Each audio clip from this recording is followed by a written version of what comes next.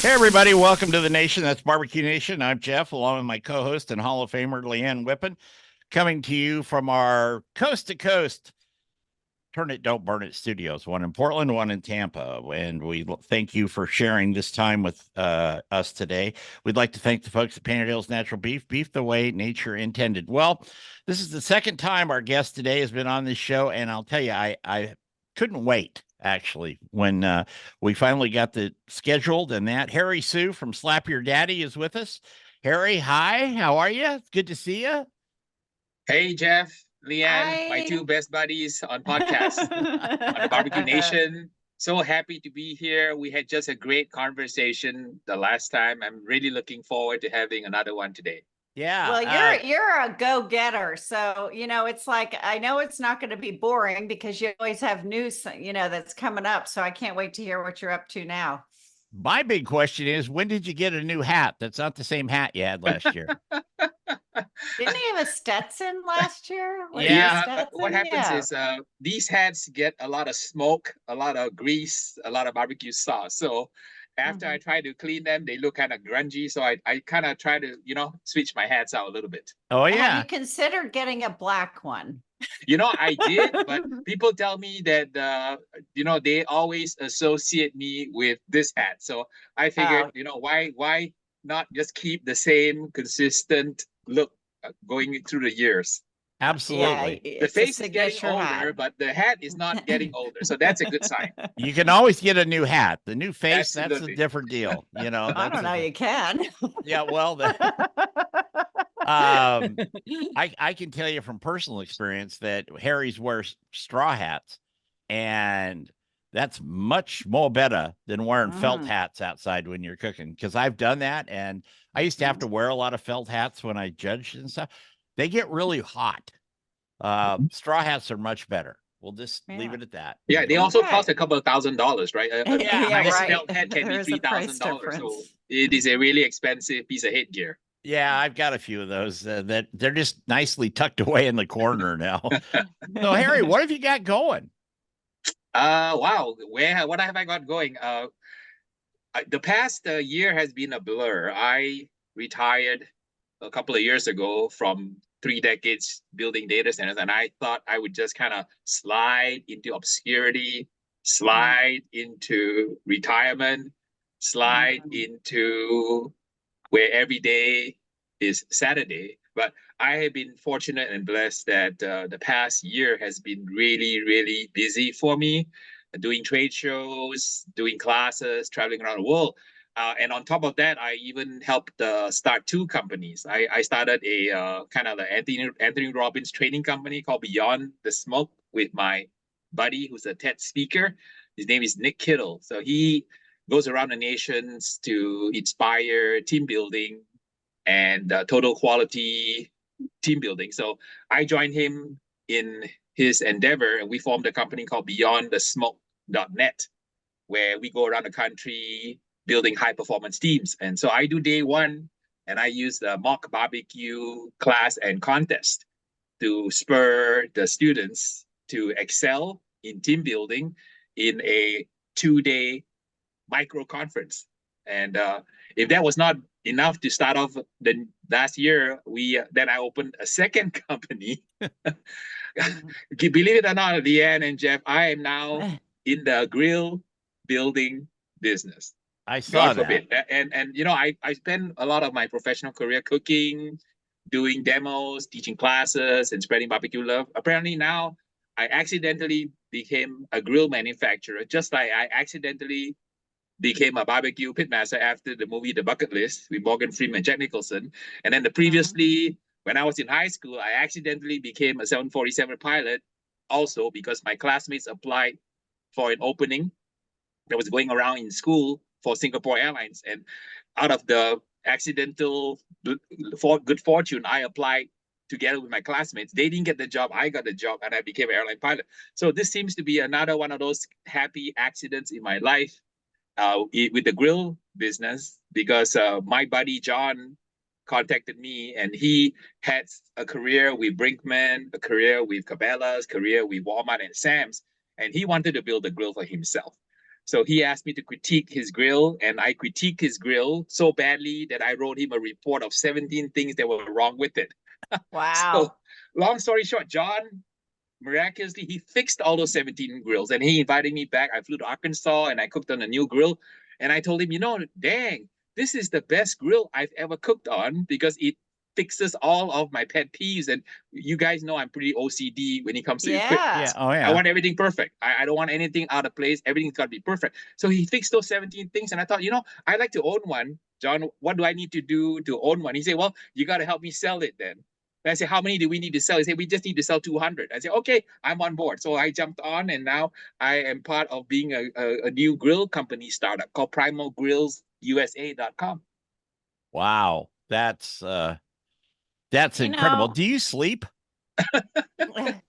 You know what's Very so much so. intriguing? I'm really anxious to see about this because I haven't found a grill or a smoker that there wasn't at least something that I would Yes, change on exactly. it. But being that we're competitors and avid grillers, I feel like we've been through the gamut on a bunch of different equipment. So we kind of cross our information and what we like and what we don't like. And even though we each have our own likes and dislikes, I feel like we are kind of in the same thought process on improvements, because like when we chat, in conversations, wherever, it seems to be the same thing that we're complaining about or wish we could change. So I'm really anxious to see, when do they come on the market? They are coming on. They're coming online in April. We have the website up. So because I have an IT background, I told John, "Hey, John, I can make grills. I can sell grills, but I can at least help you build the website, and I definitely will have fun cooking on it." So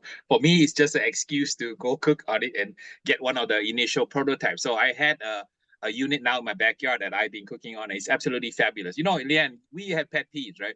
When we cook over live fire, we require certain criteria to be met, and this is not negotiable. Number one, I want to cook bacon over live fire, and I don't want the bacon to burn. Right. That's my first requirement. Number two, when I cook chicken skin now, the chicken should not flare up and burn. When I grill steaks, I want to have perfect grill grade sear marks, like my friend Pat Barrett, who designed the grill grades. I want SCA quality steaks on it. No grill can do that. So I kind of tinkered with the design and created a grill with a 6-degree slope. When I put my hot dogs on the grill, I do not want my hot dogs to roll off, because the initial grill that he sent me, the incline on the grades was too steep. So what I did is I helped him build an open fire stainless steel marine grade 304 stainless grill that you can lower and raise the cooking chamber up and down. So you can do caveman style cooking, you can do grilling, you can do roasting, and you can do smoking all in one unit. And then the best part is I'm an inner pyromaniac. I love playing with live fire.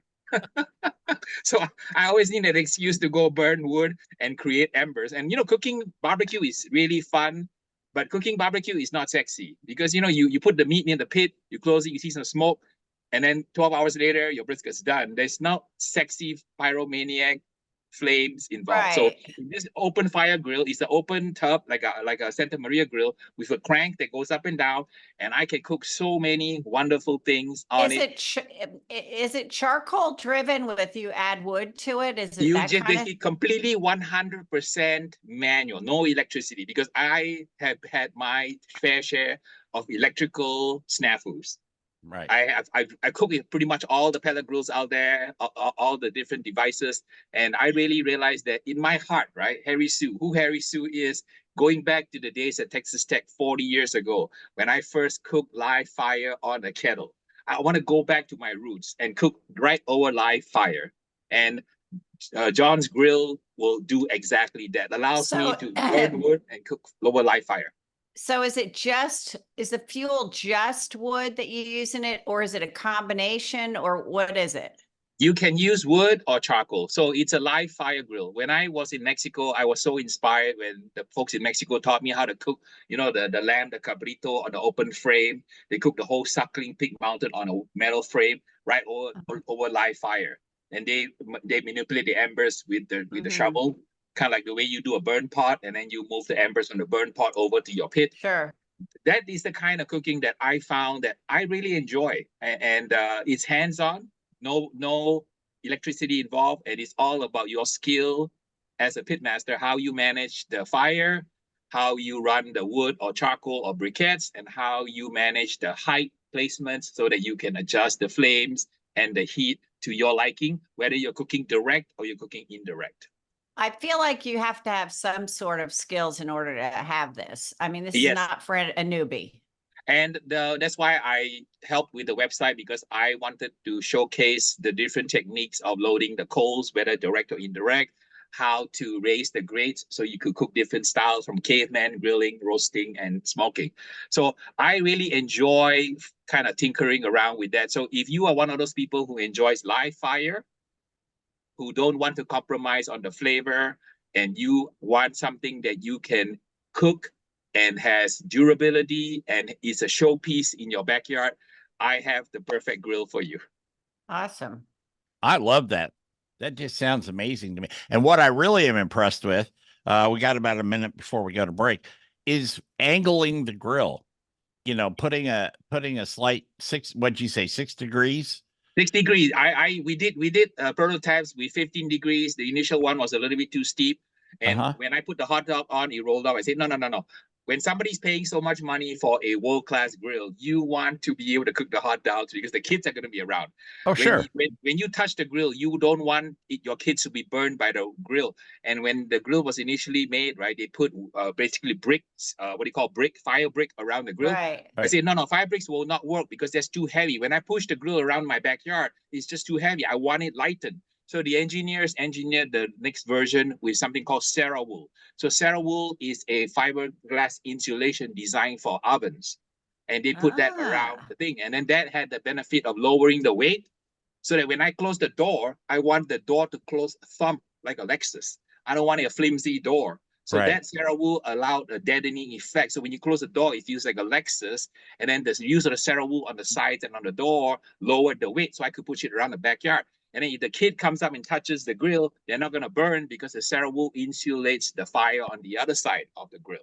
Cool. Wow. We're going to take a break. I told him that the grill has to be able to be mounted on a barbecue countertop, so that when you buy the grill, you cook it on the tray, on the what do you call the wheels. But when you want to put it on your barbecue countertop, you should be able to lift it up and stick it right into your countertop with zero clearance, because the CeraWool will be the insulator. So these are the kinds of crazy details that I wrote in that report. Excellent. Wait. We got to take a break because I don't want to get yelled at. But we'll pick this up in just a couple of minutes. You're listening to BBQ Nation with Jeff, Leanne, and our guest today, Harry Soo. We'll be right back. Welcome back to the nation. I'm JT, along with Leanne Whippen, of course, Hall of Famer Harry Soo. The amazing Harry Soo is with us today. If you want to email us, just go to the website, bbqnation.jt.com, or you can find us on Facebook, all the social media platforms. Very easy. Reach out to us. Leanne will answer your questions most of the time. I have a couple more questions, and they'll probably keep coming, but is there only one model? We decided I told him you have to make it in 3 sizes: small, medium, large. So small is for the people who have smaller parties, and the medium is around 40 inches, because the 40-inch will take a small hog. So I told him, you can't sell me a grill that's top of the line if I cannot cook a small hog on it. So I want to be able to cook a 60-pound small hog on it. And you want a bigger one when you have a bigger party. So I told him, make one around 4 feet. So 4 feet, and then 3 feet and 2.5 feet are about the 3 sweet spots. So we're gonna make it in 3 sizes. I love that. And then the one feature that I have been looking for in a grill, and I doubt you have it on this one, is I would like to see a self-cleaning grill. Good. Glad that you mentioned that. I'm actually in the process of filming the cleaning portion. So the way these kinds of Santa Maria grills work is that they have a mechanism to raise and lower the cooking grades, right? The traditional version has something called a V grate, where the V grates are kind of like grooves that you can put on the grates. When I cooked on the V grate, I found out that the sear mark were just too thick. And I told him, if I'm gonna buy a grill, it's got to sear like my friend Brad Barrett's grill grates, 5mm sear like an SCA stick. So I redesigned the grates to become a J grade instead of a V grade to provide that perfect sear. And they like the idea so much that the attorney said that we should patent that. So we actually have a patent pending on the J grade. So we call it the sear and flow J grades as part of the patent of the product. Now, the device cooks, right, with basically the ability to cook at different temperatures. It cooks, it's able to raise and lower the height. So you can basically do any kinds of what I call the 4 kinds of cooking. So, you know, Dan, you and I cook either direct or indirect, right? That's basically 2 modes. And within the direct and indirect, right, there's 4 tribes. That's what I call the ultra low and slow tribe. The people who cook below the boiling point of water, the 210 and below folks. Then you have the low and slow, the 210, they say 275. Then you got a hot and fast, 275 to 325, and you have the ultra hot and fast, 325 and above. So with 2 direct and indirects and 4 different types of temperature ranges, you have a possible 8 combinations. So to answer your question, whether a beginner can cook on it, I'm going to post videos to explain the concept of the direct and indirect, followed by the 4 kinds of cooking temperatures. So with these kinds of 8 different combinations, you can pretty much cook anything on the primal grill. You can do yakitori, you can do churrascaria, you can do braai, African barbecue, you can do satay, you can cook a brisket, you can cook a steak, you can cook anything. So I designed it so that I want to use it because when I step up to the grill, I want to be able to barbecue, I want to be able to smoke, I want to be able to roast, I want to be able to grill, I want to be able to cook caveman style, all on one device. So it's not an air fryer. I'm working on that too. So my question is, can you put a griddle top on, Harry? We actually included a plancha, because I said that when you cook the barbecue burgers, I like to cook burgers 2 ways. One is with a cross hatch like a steak, and I like to cook also my burgers on a plancha or a griddle. So I told him, when you sell the unit, you must provide the plancha, and the plancha is an add-on you can buy. It basically sits on top, replaces the J grates, and you have a plancha. So you can actually sear, you can cook breakfast on it, you can cook eggs, you can cook bacon on it. And then the nice thing I told you about bacon. Built-in flat, it's a flat top too. It's a flat top, but it's inclined at 6 degrees. And then the best part is that it's inclined 6 degrees. There is a little container to catch the grease. So let's say you're searing duck breast, right? You sear the duck breast skin side out after cross-hatching it. The fat from the duck breast oozes down onto the tray.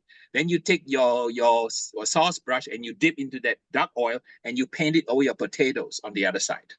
So you're gonna have duck fat potatoes with your seared duck breast. I can just feel the excitement and in your voice. You have me very excited about this. I love to cook. Bet you sell more than 200. Well, you know, it's going to be limited edition. We are going to make 200. So if you're lucky enough to get one of those, good for you. But, you know, I told him, I'm going to sign up to help you sell a few because I just want one for myself. That's all. I'm doing it for selfish reasons. Are you doing a pre-sale on it? We are doing a pre-sale, and then because I have so many friends in the industry, like my friend Bob Healy from Grill Gun, I have Jealous Devil as one of my partners. I have ThermoWorks, Kyle from ThermoWorks in Utah. So I'm pairing $800 worth of freebies. I told him, hey, if you sell something, I want everything for free. I want the unit to show up, and I want to be able to cook on it. I want my charcoal, I want my tools, I want my thermometer, I want everything. So John agreed to bundle $800 worth of freebies. And then I told him, one of the biggest peeves I have is we're now, Leanne and Jeff, in 2024. You will agree with me that customer service is dead in America. Pretty much. Absolutely. If you call your insurance company, you call your medical company, forget it. There's no customer service in America anymore, right? So I'm going to offer something for free. I told him, hey, give them Harry Soo for 6 months free as part of the purchase. So when you buy the grill, you get me for free for 6 months, where I will help you through any issue you might have, either cooking, assembly, or life wisdom, barbecue wisdom. So we get your cell phone number. You get me for 6 months via Zoom and via phone. as part of the deal. And after that, after 6 months, you want to continue to get support from me, that's fine. That's completely optional. But in the first 6 months, I will be your personal coach as part of the deal when you buy the grill, because I believe that it's a great product. And not many people can read a user manual. Not many people want to go online and learn. So you're going to have me on your cell phone. You shoot me a picture or you send me a live feed of your cook. I will debug it for you live as part of the deal. Boy, you have gotten yourself in deep. I'll tell you. It's a good You know, thing you're retired. I am so blessed. I have many Patreons that I help, and people love it when they have Harry Soo on their cell phone. They say, you know, guess what? I'm one of Harry's Patreons, and I can call Harry Soo anytime, and he will pick up the phone himself, not an assistant, and All he right, will actually help me solve a problem. And I have had many people call me, especially on Saturday around 5 p.m. when they have to serve that big barbecue dinner. Something goes wrong. And I can show them the tricks. Oh, you overcook your ribs, no problem. Or take the ribs out, cool them down, wrap them in saran wrap, dunk them in the igloo of ice water. Wait 20 minutes and take it out. You just salvage your ribs, because I just showed you a competition hack. There you go. There you go. We're going to take another break, but we're going to be back, talk more with Harry Soo. That would be Leanne and myself. And you're listening to BBQ Nation. We'll be right back. Welcome back to BBQ Nation. We'd like to thank the folks at Painted Hills Natural Beef, beef the way nature intended, and also pigpowder.com. That is Miss Whippin's project. I was going to say baby, but you've got babies around all now. So Leanne's got a new grandson, if everybody doesn't know that. He's a cutie. He's a real cutie. Anyway, she's got pig powder. All you got to do is go to pigpowder.com. I don't know if Harry's used it. I use it. I use it a lot on stuff we're doing on film and stuff. So I highly recommend it. So just go to pigpowder.com and make your order, and Leanne will make sure you get it. And also, I wanted to say, I skipped this part, and I'm sorry. I apologize. At Painted Hills, if you go to their website at paintedhillsbeef.com, they have an online store now. If you type in BBQ Nation, you get 15% off there. So we're talking with Harry Soo today. I wanted to. I'm going to interrupt for one. It's just like he has me so fired up about this. No pun intended, but I just really think that it sounds phenomenal. But we haven't talked about the price point. Yes. Yeah. So the way the price point works is because I'm dealing with a person who has a Sam and Walmart background. The very first thing that John told me was that he checked out the competition. So before you get a product on the market, right? So when you do business, I went to business school and I learned just 3 things in the years of business school. Number one, the first question you ask is, number one, can you make it? First question. Right.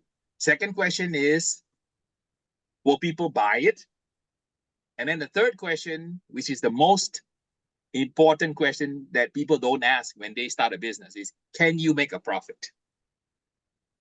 When you make a product with 302 marine grade stainless steel, it is a very expensive material to fabricate and to make. But for me, that's the only metal that I would want for my own grill, because it's going to sit in my backyard in the sun. I'm not one of those people that's going to babysit a pit. I wanted something to have durable. My Hasty Bake is in my backyard. It's 15 years old, and it looks as good as it was day one because it's 304 stainless steel. So I told John that don't compromise on the materials. Use the best material, because we only want to sell 200 of the best grill in the world. In my opinion, the best live fire grill in the world. So we had to put the price point at where the competition is. The competition is in the stratospheric range, between $6,000 to $10,000 for one of those things. I say, John, let's do better. I want you to basically cut the price down to something that I could afford, because if I'm going to buy just one grill to put in my backyard, to cook on it for one lifetime and then hand it to my kids, that would be the grill I would want to buy. And the question is, you buy a car for $60,000, you can buy a house for $1 million. What kind of grill would somebody want to put in their backyard that looks like a beautiful showpiece, that cooks fabulously and has all the kinks worked out because a pitmaster, Harry Soo, worked on it? So we were able to get the grills down to around the $4,000 range.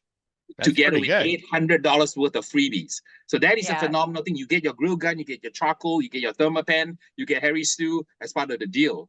And I think that we only It's need a to sell great 200 value. of It's a those. great value, Yeah. and you get what you pay for. I'm a firm believer in that. Yeah, 302 stainless, 304, I'm sorry, 304 stainless is so much superior to the other stainless. So when I did the research, because I had a mechanical engineering background, I was a mechanical engineer in a previous life. I told him, let's not compromise on the materials. You can buy other kinds of stainless steel, but I bought grills with other kinds of stainless steel that eventually will pit and rust. I want that commercial grade, marine grade stainless. And we went around and inspected. So he upgraded the steel. So we're running 304 stainless, which is a minimum of 3 millimeters thick. So the unit is really, really heavy, and it's built like a tank.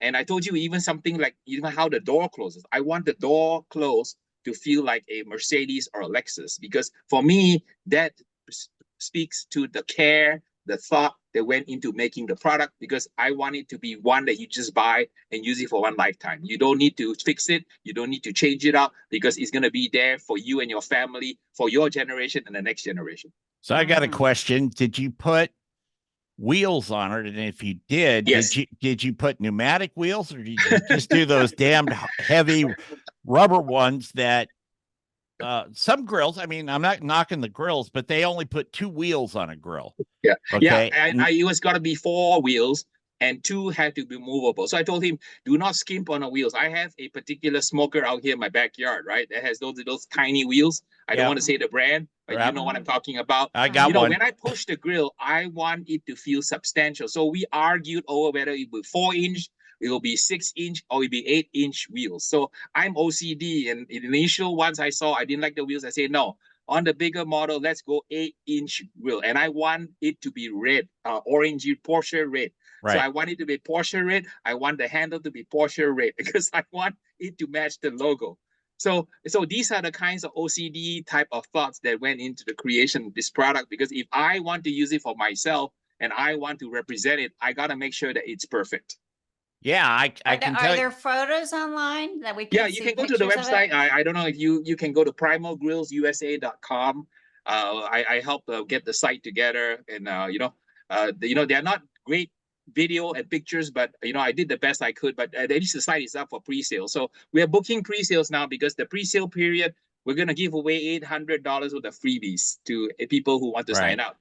Right. And the freebies include me, so you get me free for 6 months. Do you have to have a license for that, Harry?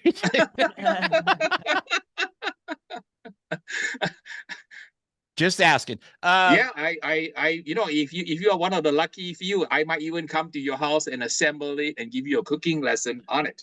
Well, that was my next question, the assembly. Everybody on this podcast today and the radio show has had this experience. You get a couple of great big boxes, or in my case, they've set pallets of stuff.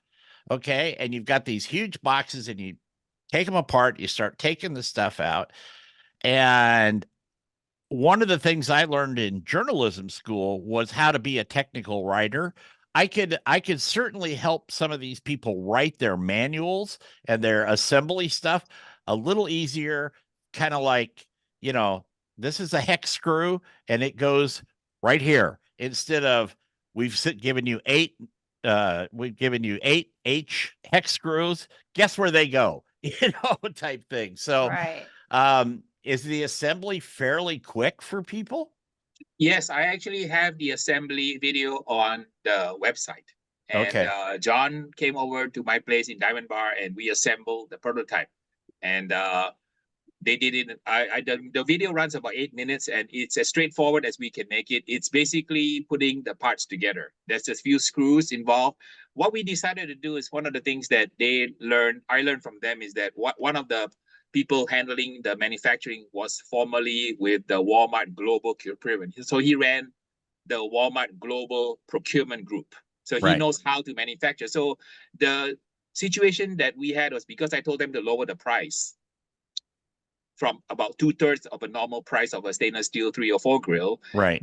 We decided that they would create a knockdown kit, so that the buyer would have to do some assembly, but he saves thousands of dollars, because a lot of these kinds of stainless steel grills are built and then they are shipped on a pallet. So one pallet takes one grill, fully Right. assembled and welded together. We didn't want that because I told them I want to be able to take the grill off and put it onto my countertop. If I Right. decide I want to build a backyard countertop, I want to be able to take it up, put it up. So they decided that they engineered it so that it would fit in one box. So you get the box shipped to you, you open out the box and you watch the video, and with two people you put it together. And it's not really that complicated to put it together. It's basically like a what I call a Santa Maria grill. There's a what do you call a base, there is a cooking area, and there's the mechanism to winch the grates up and down. So it's a really, really basic mechanism. No electricity, no electronics, everything is manual. You know, a few years ago, I was like you guys, I did some in-store things, and this was at a barbecue store, and I won't name the brand, but I thought this was 10 years ago. They came up with a very brilliant thing. They had a combination grill, and they had the fuel basket again, so you can crank it up and crank it down. I'm not sure that I haven't followed up on them, but I'm not sure that ever really took off for that particular product line. But I thought what was ingenious, and what you're talking about, I think, is ingenious because if you got more than 5 minutes under your belt in barbecue, you can figure out that if it's too close and it's too hot, it's not going to work out very well, right? So I'm really intrigued by, like you said, I've worked on Santa Maria grills and that, but something, they're usually very big, kind of bulky. Nothing wrong with them, but they're designed for more of a commercial purpose than they are in the backyard. But if you've got this nailed for a backyard barbecue warrior, I think you got something there. Yeah, the idea is that I'm not going to build a restaurant grill. I'm not going to build a grill for somebody who is just trying to buy a grill for one season. They go to Home Depot, they buy one of those grills there. They use it for one season. If they're lucky, they get 2 seasons out of it. I'm building something that I want to use. So I'm very particular about what I want to use. I want a grill that can be the showcase in my backyard to allow me to transform my backyard into a grilling paradise. I want to be able to smoke. I want to be able to grill. I want to be able to roast. I want to be able to cook all kinds of barbecue from around the world on it. I want to have a good workflow. So one of the things that I had a pet peeve was that when I buy a grill, it never comes with shelves. I said, you and I know, right, that the first thing you do when you have a grill is you got to bring out a portable table and put it beside your grill so you can put your raw meats. And then you got to get another table to put your cooked meats. And then you got to get another table to put all your seasoning. I said, no. Design the grill with the mise en place concept, which is a French term meaning cook in place, right? Where you prep everything. So Leanne and I are competitors. So we know how important it is to be properly prepared before you box your entry to turn into the judges. You got to have your knives, your cotton swabs, your tweezers, everything all ready before you plate. So when I cook, I want to have an area for the raw. I want to have the area to season. I want to cook, and I want to be able to place the food into cook area, and I want to have a place for my tools. So I told him, design the grill the way I want it. I want a left shelf, and I want a right shelf, and I want the door to open so the door is another shelf. Excellent. Basically, 3 shelves that I can use. I can put the raw meat on the left. I can put the seasoning on the door, and then I put the meat onto the grill. When I finish, I put it onto the right side, all my tools on the right. So I design it with that kind of workflow in mind. And I said, don't sell the shelf as an accessory. I hate that. When I buy something, I want it to come all together. I don't want to have to pay another $200 for a shelf. Right. Give me everything I need to cook. Excellent. And John listened to me, and he's going to sell it with 2 shelves and the door that acts as another shelf. Excellent. Do you have like a plate setter in there? Oh, you're taking a break? Sorry. Yeah, we're going to take a break, but save that. We're going to take a break. We'll be right back with Harry Soo on BBQ Nation with Leanne and me. Thank you for listening, but we're coming right back. Welcome back to BBQ Nation. I'm JT along with Leanne Whippen. We'd like to thank the Oregon Crab Commission for helping us out, and also Heritage Steel and their pots and pans, along with Hammerstall knives. Great stuff. Anyway, Leanne, you had a question. I rudely interrupted you because it was going to get cut off at the network anyway. So fire away. I know the capabilities are indirect, but does it have like a plate setter that goes with it, or not necessary? A plate setter? Yeah, like something that keeps the flames from hitting the meat. It kind of guards the meat. You know what I mean? Yeah, the proprietary patent pending J grades prevents that. So, for example, I told you, Okay. right? One of the tests I did is I want to cook bacon. I want to cook bacon right over the fire. Because of the J grade design, right? There's sufficient heat to cook the bacon, channels away the grease of the bacon into the tray, and the bacon will not burn. So I'm actually going to post videos on it because everything that I say, I always say talk is cheap, Harry. Don't keep telling people what he can do. Show them what he can do. So I'm actually editing all these videos now about the mise en place, about cooking it to get the sear, about able to drain the grease. And all these videos are going to be posted on YouTube and on the Primal Grill's social media site. So I'm in the process of slowly kind of ramping up to share with the world all these thought processes that I am obsessed over. So I've got a question, and we kind of just talked about it very briefly back in an earlier segment. Cleaning is a big part of this. And you talked a little bit about, because of the 6-degree slope for your grill or your grates, or, you know, even the flat top portion. But is it, and you said it comes down into a little bucket that you can dip when you're talking about the duck sauce and stuff, or the duck fat, excuse me.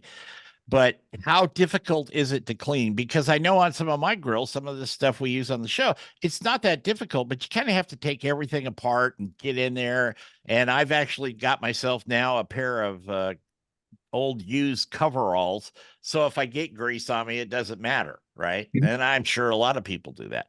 How difficult, or what's the ease that you created to clean this? My least favorite barbecue task is cleaning. Yeah. So I am the laziest but disciplined barbecue pitmaster when it comes to cleaning. Right. So what I did was I told John, you got to have a tool that allows you to clean. And I drew my inspiration from my friend Brad Barrett, who owns grill grates. He makes those grill grates, and he has a tool that goes between the rails and cleans it. So I said that let's design something that will allow you to clean the J grates easily. So there's going to be a scraper that's going to be included as part of the purchase that allows you to basically go into the J grate and push the gunk out of the J grates. When you have all that wood that you burn, you're going to have a lot of ash and ember at the bottom of the grill. I want you to include a free shovel, like a flat-bladed shovel that you can use to scoop up all of the ash that accumulates at the bottom of the burn bed. All the grease that drains down, I want you to make sure that the base of the grill is inclined so that it slopes towards the middle. There's a drain spout there. And I want you to be able to hang a bucket underneath the grill to catch any residual grease that falls into the grill. When it rains, I'm going to leave my grill outdoor and let it rain. And I want the rain not to fill up the tub. I want it to drain into the little bucket at the bottom. So this is the kind of the thought process that goes into it. So for me, cleaning is something really simple. You lower the grates down so that it's below the level. So when you scrape and all that debris starts flying around, it doesn't fly out onto the floor. It falls into the grill. So the first thing you do is scrape the grates down, then you raise the grates up, and then you open the door and you take the shovel and you scoop away all of the grease and the burnt bits of meat together with the ash and ember into a ash bucket. And after that, you clean it up, wipe everything, wipe all the stainless steel down, and you're done. As simple as that. And I actually do the video to show how easy it is to clean the grill after you gunk it up completely, and how much time it's going to take for you to get ready for the next cook. And when you're talking about your J grates there, is that solid or is that a brush? It's a completely metal grate. You will never need to replace it again. You buy one grate for one lifetime. That's it. I meant of replacing the grates in my Kirkland. I have a Kirkland gas grill. Every so many months, I have to replace the grates. So on a stainless steel 304 stainless, it's basically a lifetime worth of cooking on it. No, I meant the tool to go down through the tool is a stainless steel tool that has a V at the end. Okay. And in the videos that you see on the website, you see the tool being featured. That tool, no charge, free. The shovel, free. So I want people to be able to cook and clean right out of the box. You want to So one thing I really enjoy is rotisserie cooking. Is that something that you can Like, are you gonna ever add a rotisserie to it? Funny or- you should mention that, Leanne. I said you can't sell it without the rotisserie bracket mounted on it. So the rotisserie bracket is mounted, welded on the unit, no charge. Oh, So all you need to do is take your rotisserie, get a universal rotisserie, size, just plop it down. Because I told him if I cannot cook a rotisserie, what do you call a suckling pig on it, I'm not gonna buy it. I want to cook a porchetta on it, and I'm gonna be doing that in the videos. I am just so excited because there's like 100 things I want to cook on it. Maybe Leanne, we should get Harry to send one up here. We can use it on the spring shoot of the show. Yeah, I mean, definitely the units are coming in April, and you're not wait, see, you are in one in Tampa and one in the Oregon. Yeah, just one straight up I-5. Straight up I-5, yeah. Straight up I-5, Yeah. drop it off at I think our exit here is what 78 or something from, and so I'm a mile off the freeway. Really easy to get to, Okay. Harry. Really easy to get to. We definitely got to keep that in mind, and the only way to know is to do, right? I always tell people talk is Right. cheap, right? You can see me cook on it, you can hear me talk about it, but until you actually cook on live fire, there is a mystique about cooking over live fire that I really honestly feel it's not the same. I mean, barbecue is great, don't get me wrong. I love to cook barbecue, but live fire where you actually have to manipulate the fire, you only have a few minutes to cook it. You want to cook a piece of perfect salmon, you want to cook a piece of perfect lamb chop or lamb lollipop. A live fire is kind of the way to go, and I love it because that is kind of how we evolved as Homo sapiens, our Right. species, right? Everybody knows that we will evolve our brain. You and I walk around with a brain that's only Hopefully. 3% of our body weight, but that brain consumes about 25% of the energy input that we take every day, between 2,000 to 3,000 calories a day. So the scientists have calculated that we Homo sapiens evolved because of barbecue, because cooking food over live fire released the caloric value, allowed us to develop our brain much, much bigger than, say, the Australopithecus and the Homo erectus. And that caused the evolution of our species. So for me, when I cook over live fire, I feel I'm going back to those days where my species evolved on Earth. And when you cook that live fire, there's something that brings out the inner pyromania. It just gives me joy. Harry, I think a lot of things bring you joy. You're just kind of a joyous person there. I can say that. Are you going to offer a lifetime warranty with these things? We can offer 5 years because the attorneys told us that you can't offer a lifetime warranty. so I wanted 10 years, but the attorney said, no, you want to be conservative because you never know, right? I call it the knucklehead factor, right? In America, we have many of those. Yes, we Yeah. do. So we were told that, the maximum you should do is 5 years. And, honestly, I'm going to stand behind it for a lifetime. If there's something wrong, I'd be more than happy to replace, because I won't be happy unless you are happy. Right. We're going to have to get out of here. Harry, once again, and you're going to stick around for after hours so we can continue this forever.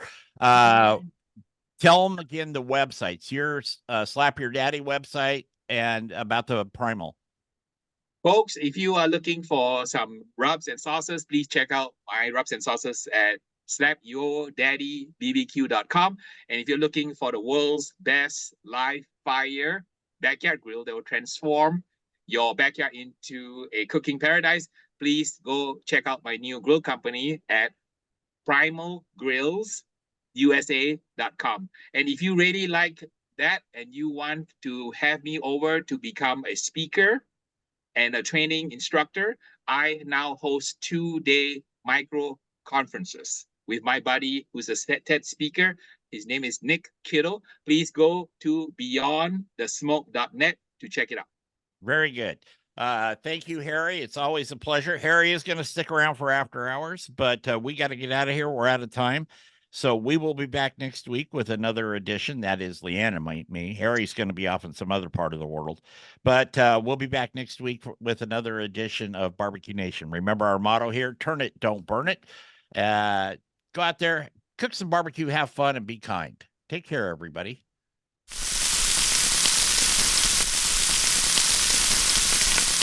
Everybody, welcome to After Hours here on BBQ Nation. We've been having a great time in the regular show with Harry Soo from Slap Your Daddy. how did you come up with that? I read the story, but there had to be a little more to it than when you came up with Slap Your Daddy. Slap Your Daddy was actually an accident that happened. And one of my coworkers saw the movie The Bucket List, came to work and say, you know, guys, I saw a great movie over the weekend with Morgan Freeman and Jack Nicholson. And it really reminded us that we really need to live our life with intensity because life is brief. So why don't we form a bucket list at work? So one of the stretch goals that was given to me at work was to go cook a barbecue contest. And I had forgotten about my stretch goal until my coworker scheduled a project update meeting.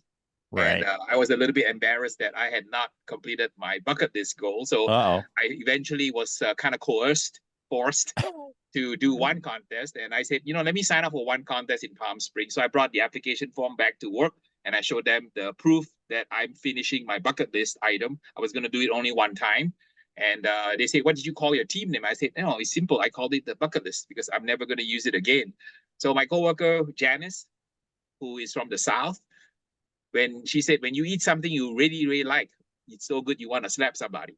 So because I'm a daddy, they say, why don't you call it Slap Your Daddy? He said, that is the stupidest name I can think of. But just to humor my coworkers, I'm never going to use a name again. I'm just going to put it down on a piece of paper, go to a contest in Palm Springs, and finish my bucket list. And then after that, be done with it. Lo and behold, I cooked my very, very first contest. No idea what I was doing. I ordered my Smoky Mountains from Amazon, brought them with me together, and packed my entire kitchen in my little minivan. I went to a contest in Palm Springs, and I just won it just like that. Total dumb luck in my very, very first contest. Good for you. Since then, I've had such an amazing career, including appearing on Barbecue Pitmasters with Leanne on the show. And that was an amazing, amazing experience that kind of propelled my career in barbecue. And many people have stopped me on the street and told me that propelled their barbecue journey too. I cannot tell you how many people have stopped me, total strangers, stopped me as far as Germany, stopped me as far as the Midwest, all over America, even in Panama City. They tell me, Harry, you may not know who I am, but I saw you on that show, and I saw Leanne and Myron and Tuffy and everybody. That became my ground zero for barbecue. So I'm so blessed and so fortunate and so privileged that I've been part of many, many people's barbecue journey because I dared to be uncomfortable and step outside my comfort zone, cooking contest. So I tell that story because I want everybody listening to this podcast to know that in life, you should do things that are uncomfortable, do things that are risky, because sometimes a world of opportunities open up that you never even imagined possible. And the fact that I'm sitting here talking to Jeff and Leanne is testimony to that.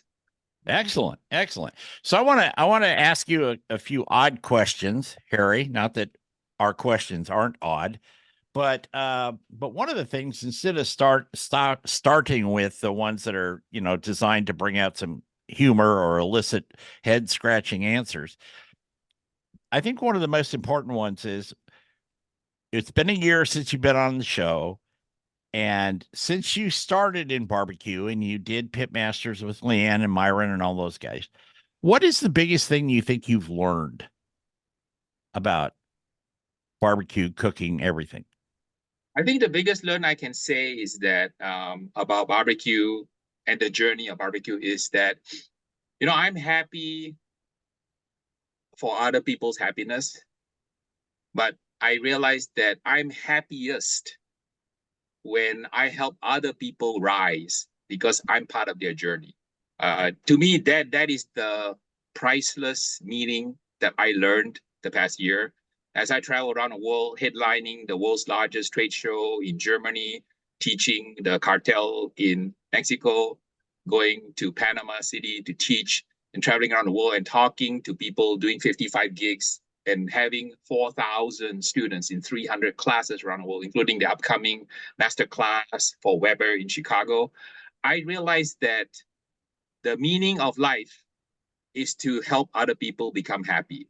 And when you help other people become happy and they rise because of your efforts, you become happier. And that's the kind of the big lesson I learned in the past 2 years of being retired. Have you always been a happy person? I've gone through life's up and downs like everyone else. Sure. I became a widower at a very young age. My daughter was 3, my son was 5, and at that point in my life, I was really, really in a very low state. I learned firsthand what is it to mourn the loss of a loved one. I learned also how scary it is to be fearful of the future, where you have these 2 young human beings and you have no idea Right. what you're Yeah. gonna do with them, and you are in grief and mourning. But I always tell people that I learned 3 things in life that I carry with me and I teach my children today. Number 1 is you cannot rely on anyone except yourself. Number 2, no one owes you a living. And number 3, you never give up.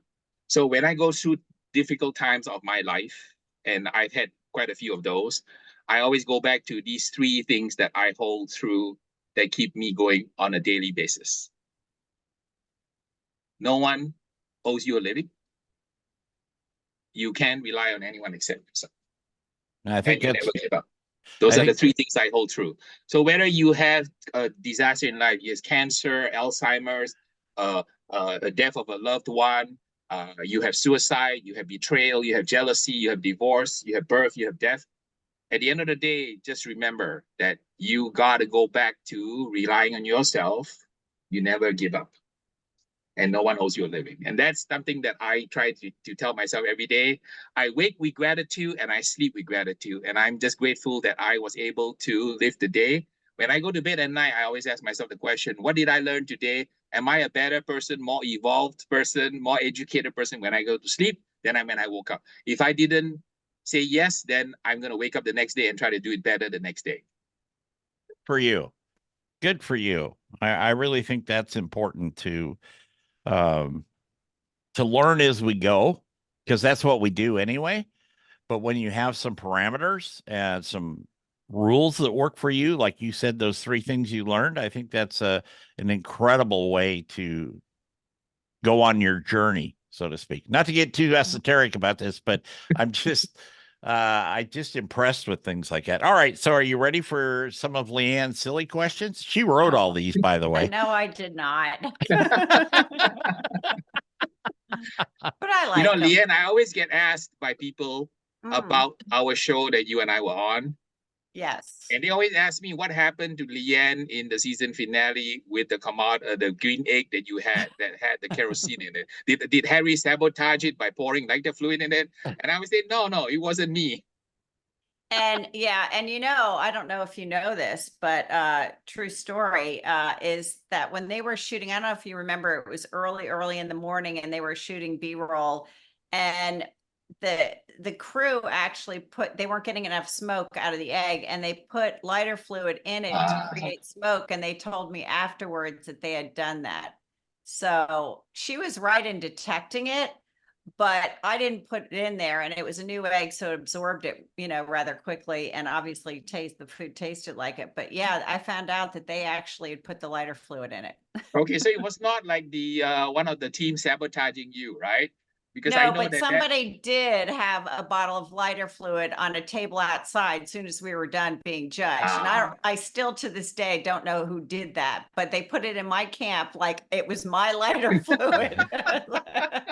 I don't think I was sabotaged. I think it was just a problem that the crew had done it. Okay, I'm glad you mentioned that, because when I do podcasts, sometimes I get asked that question, right? Did I have anything to do with Leanne's situation? I say, no, I didn't have Now any. you can tell the story.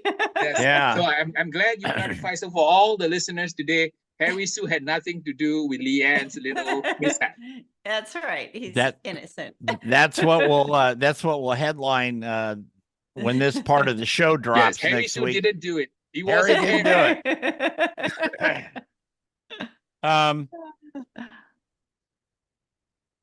it. Another question? Yeah, another question. Harry, if you could cook for and then actually dine with a historical figure, who would it be? Oh, it will be he's living or dead? Doesn't matter. Either one. Okay, I would love to cook for Arnold Schwarzenegger because he is my idol. He epitomizes the life values that I aspire to. Number 1, he could barely speak English, And I had the same challenge because English is my third language. And when I first came to America 40 years ago, I ended up in Texas Tech. And in the first semester, I had no ideas what the professors were saying because they spoke in a very heavy Texan accent. Right. Mm. So I would love to cook for Arnold because he's been my idol and he taught me how not to be lazy. So when I'm lazy, I pretend Arnold is screaming in my ear, saying, Harry, get off your lazy fat behind and get up and do something. Because he is famous for telling people he works 10 hours a day in construction, spends another 4 or 5 hours in the gym, spends an hour eating, but then he sleeps only 6 hours. And if you complain that 6 hours is not enough sleep, then learn how to sleep faster. Yes. Yes. What would be on the menu? I would cook him something that will give him a heart attack. So I know that I know that Arnold has turned vegan now. Yeah. Which is a good thing. And I think eventually, if you get along in life, the way you eat will catch up with you. So I am also adopting some of the recommendations from Arnold to learn how to eat healthier. I've seen some of the Netflix shows that he's been on, and I'm slowly trying to convert my eating styles to more vegetables and fruits and legumes. I'm actually starting a new channel this year for my friends who complain that, Harry, you make a lot of seasonings and products for the meat eating community. Why don't you have any products for the people who like vegetables? So I decided I'm going to start a new channel called Slap Your Vegan Daddy. Oh.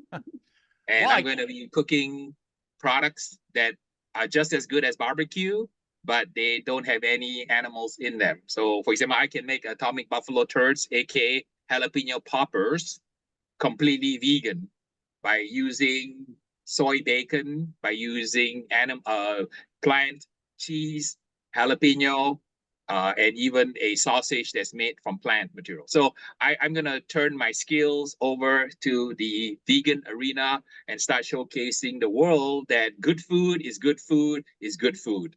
There you go. I will tell you, Harry, just FYI, that Leanne's pig powder works very good on vegetables because I've done a bunch of them. Yep. and they've worked. It's excellent. So you might So have some stiff competition there. Are you cutting out meat completely eventually, or is this just to healthy up your? I'm just trying to focus on eating nothing out of a box. So I told myself, right, for my health, I tell myself, when you go to the grocery store, Harry, try not to buy anything out of the box. Just shop on the perimeter of the grocery store where try to eat everything a whole food. So instead of eating something that's processed, go ahead eat the real thing. You want to eat a potato, just go buy a potato. Don't buy a box of mashed potatoes. Right. So, Leanne, you got to pay special attention to this next question. What do you do with a bag that is yellow and has two big M's on it? M&M's, peanuts, because my co-host loves those M&M peanuts. And on your new Primal Grill, does or do or will M&Ms fit on those crates? They won't roll down. Yes, my brain is racing and I can think of a few things I want to do. So I'm going to pair the M&M with something healthy. So I'm going to take some Majul dates and I'm going to crush the dates and form a little ball, and I'm going to stick the M&Ms over the ball, and I'm going to grill those little balls of M&M and Majul dates over the grill. I like that. I like dates, so that'll work. How about I that, may Leanne? even take a piece of soy bacon and wrap it in soy bacon and grill it to make a little bit of a kind of appetizer out of it. So my brain is racing. So Leanne, you have challenged me. So you're going to be seeing upcoming episode of M&Ms on the Primal Grill, courtesy of Leanne Whippen. And I'm going to say that in fact, what I'm going to do is, Leanne, I'm going to do better. I'm going to create 3 Leanne recipes with M&Ms on the grill. I like that. I like that. I'm going to even melt the M&Ms into a sauce and use the sauce to make some kind of like a coffee barbecue sauce with Leanne's M&Ms. Wow, Leanne, your any mind doesn't particular color stop. that you like? You like the green ones or the red ones? I'll do a special for you on the color you love. Oh, well, it's seasonal. Okay, I'm gonna shoot one in the month of March. What color would you like me to use? I will I would like you to personally use pick out all the green, ones for you. green for St. Okay, Patty's all right. Day. Okay, so I'm gonna do a green bean almondine with your M&Ms. I'm gonna Aw, create a thank special, you. maybe a butter beurre blanc glaze with the melted green M&Ms. I'm gonna grill and char some green beans fresh from the farmer's market on the primal grill. And I'm gonna create a beurre blanc M&M sauce in green and drizzle that green sauce over the seared, beautiful green beans. Green Well, I'm very excited. and if you use the peanut ones, which she really likes, Yeah, you that'll can give chop it a up little. the peanuts and put peanuts on top.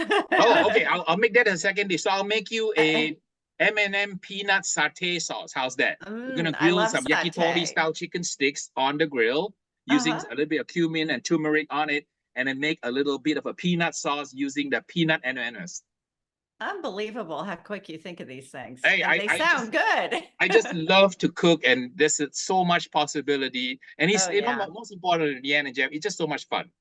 Mhm. You know, one of the questions we really ask on After Hours, Harry, is what are you going to do when and if you ever retire? I'm not asking you that question.